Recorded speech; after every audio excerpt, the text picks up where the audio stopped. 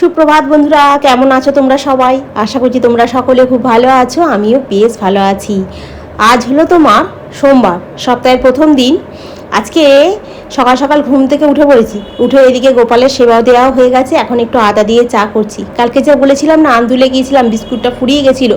খাস্তা বিস্কুটটা না খুব বেশি দিন টেকে না গো, খুব তাড়াতাড়ি খেয়ে ফেলি, মানে শুধুই খেয়ে ফেলি, কি বাজে স্বভাব কি জানি।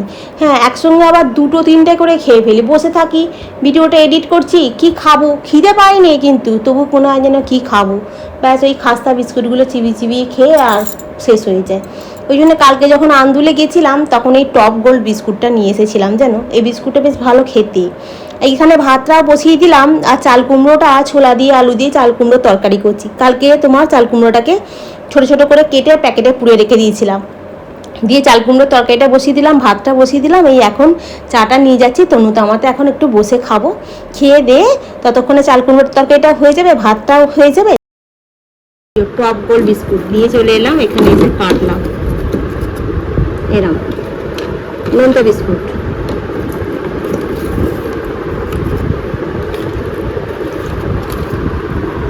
কি করছে পাঁচখানা বিস্কুট আনলি?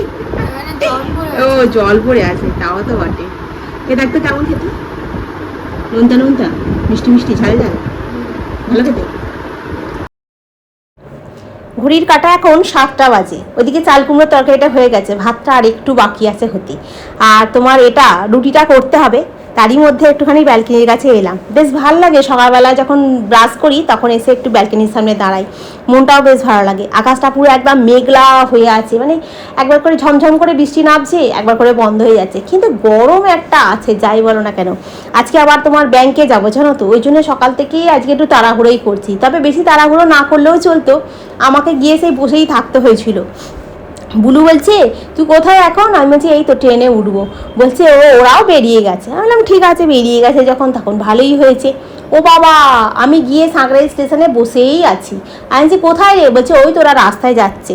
তারপরে ওর মেয়ে বেলার দিকে যখন জিজ্ঞাসা করছি, আমি যখন ট্রেনে উঠছি তখন তুই কি করছিলিস? বলছে আমি সবেমাত্র মাথায় শ্যাম্পু করে বেরিয়েছি। আর আমি যখন স্টেশনে বসেছিলিস তখন তোরা কি করছিলিস? বলছে সবেমাত্র বাবা আর আমি ভাত খেতে বসেছি, বাবা তো তে গিয়েছিলো, আসতে দেরি হয়েছে, ওই জন্য চান করে সবেমাত্র ভাত খাচ্ছে। আমি বলি ও তোর মা বলছে রাস্তায় বেরিয়ে পড়েছিস? বলছে হ্যাঁ, মা বলছে রাস্তায় বেরিয়ে পড়েছে, মা তাড়াহুড়ো দিচ্ছিল যে মাসিমণি পৌঁছে গেছে, তাড়াতাড়ি যা। আমি বুলুকে বলছি কিরে তুই যে বললি ওরা রাস্তায় বেরিয়ে গেছে, বলছে ও ওখানে সত্যিবাদী দুর্দৃষ্টরা বসে আছে না, সব সত্যি কথা বলে দিচ্ছে। আনছি হ্যাঁ, সব সত্যি কথাই বলে দিল।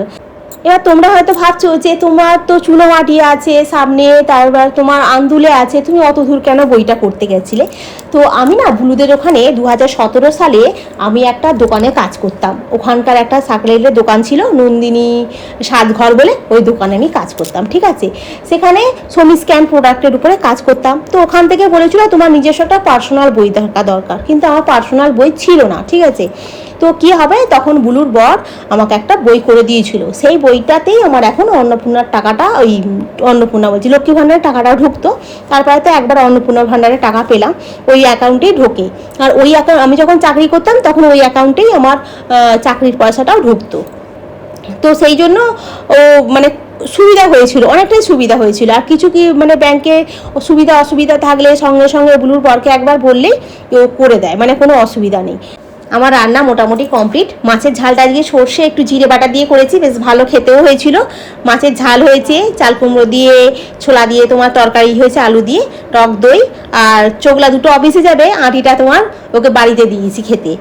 আজকে গুছিয়ে ভাতটা খেয়েও গেছে, যেরকম রাখে একটু করে পাতে, ও তো জামাইবাবু ওই জন্য একটু করে পাতে রেখে দেয়, ওই জন্য রেখে দিয়ে চলে গেছে। যাই হোক, মাছটা খেয়েছে, এটাই আমার শান্তি। আর আমি এখন এই ঘরে তোমার চাদরটাকে একটু পাল্টে দিচ্ছি। কি বলতো, অনেকগুলো দিন হয়ে গেছে সাদা চাদরটা পাতা আছে, আর বর্ষা বাদলের জন্য না চাদরটা কাচতে পারছি না জানো তো। কিন্তু এর বেশি নোংরা হলে সাদা চাদর না কাচতে খুব কষ্ট হবে, হাতে কাচবো তো, ওই জন্য তুলে দিলাম। আর তোমার কাঁচা চাদর আছে একটা, হলুদ রঙের ওইটা পেতে দেবো।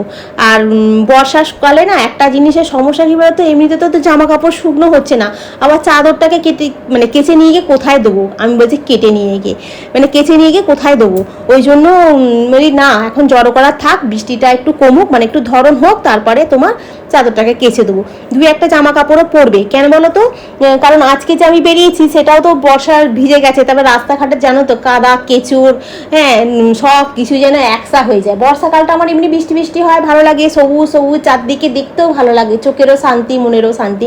কিন্তু রাস্তায় বেরোলে বাপু আমার একদম ভালো লাগে না, ওই কাদা কেচুর এই ডিঙিয়ে ডিঙিয়ে জীবন কয়লা হয়ে যায়। বিছানাটা গোছানো হলো, পুরো ঘেমে চান করে গেছি একদম। আর ব্যাংকে যাব, এই কালকে যেটা পরে গেছি ওটাই পরে যাব। কিছু জামা কাপড় তোমার শুকনো হয়ে গেছে, সেইগুলো তোমার কিছু তুলে রাখলাম, এইগুলো এখন গোছাতে হবে। তনুর ব্যাগ ফ্যাগগুলো সব কালকেই তুলে রেখেছি, গোছানো হয়নি। আর কিছু এখনও এখানে রয়েছে, ওগুলো এখনও শুকনো হয়নি। আর সকালবেলায় আজকে যখন বাসি কাপড় ছেড়েছি তখন তো দুটো নাইটি, একটা সকালবেলা পরেছিলাম আর একটা সন্ধ্যে দিয়েছিলাম, সন্ধ্যের সময় আবার একটা নাইটি ধুয়ে দিয়েছি, সেগুলো দুটো নাইটি যে সকালবেলাতেই ধুয়ে দিয়েছি, যাতে রোদ্দুর রোদ্দুর মতো করবে, হাওয়ায় হাওয়ায় একটু শুকনো হয়ে যাবে, দড়িতে মেলে দিয়েছি, খানিকটা শুকনোও হয়ে গেছে প্রায়। আর রান্না হয়ে গেল, বিছানাটা গোছানো হয়ে গেল, এখন তোমার রান্নাঘরটা পরিষ্কার করতে হবে। রান্নাঘরটা একদম তোমার অগোছালো হয়ে গেছে, গাদা তোমার বেসিনে বাসন পড়ে আছে, রান্নাঘরের এই যে বাসন এখানে এই সব পড়ে একদম হই হই চই চই করছে রান্নাঘরটা।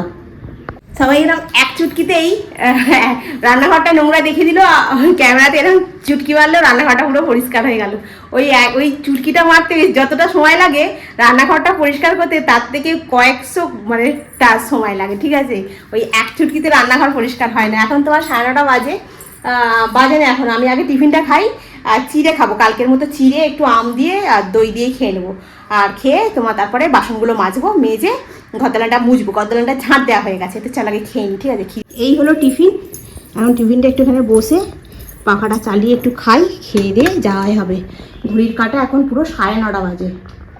তো তোমরা হয়তো মনে মনে ভাবছো যে তাহলে তুমি এই কাজটা কেন ছাড়লে, মানে নন্দিনী সাজঘরের কাজটা কেন ছাড়লে? কি বলতো, দাঁড়িয়ে দাঁড়িয়ে কাজ এক সারাটা দিন, তারপরে কি বলতো সকালবেলা যেতে হতো, দুপুরবেলা আবার ব্যাক করে চলে আসতে হতো, আবার বিকালবেলা 5টার সময় যেতে হতো, আবার রাত্রিবেলা 9টা 9:30 বেজে যেত জানো তো আস্তে আস্তে। আর ওদিকটাতে না গাড়ি ঘোড়া সেরমভাবে পাওয়া যায় না জানো তো, খালি ওই তখন টোটো নালে টেকার এইগুলোর উপরে নির্ভর করে থাকতে হতো। আর রাত্রিবেলা হয়ে গেলে না আসতো না জানো তো, খুব সমস্যায় পড়তে হতো, যার জন্য আমি বাধ্য হয়ে সপ্তাহখানি করে ছেড়ে দিলাম।